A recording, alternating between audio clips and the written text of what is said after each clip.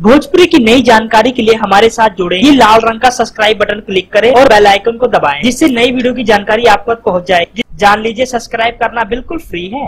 Superstar Khesari Lal Yadav ने खोया अपना एक बॉलीवुड का दोस्त। जी हाँ दोस्तों, सुपरस्टार खेसारी लाल यादव ने खोया बॉलीवुड का अपना एक दोस्त। दोस्तों आपको बता देना चाहते हैं, सुपरस्टार खेसारी लाल यादव के बॉलीवुड के काफ़ी बड़े बड़े दोस्त हैं, लेकिन दोस्तों एक दोस्त ऐसा भी था जिनका नाम इंदर कुमार था, जिनको आप लोगों ने बॉलीवुड की कई फिल्मों में देखा होगा। जी हाँ दोस्तों, भोजपुरी इंडस्ट्री विवाद से सन्नाटे में है, इंदर कुमार की मौत हो गई। कई भोजपुरी स्टारों ने इस बात की निंदा भी की, उनको बहुत बुरा लगा इस बात पर। हमारे बॉलीवुड में एक के बाद एक की देहांत होते जा रहे हैं। दोस्तों इस बात पे सुपरस्टार खेसारी लाल यादव भी बहुत दुखी हैं।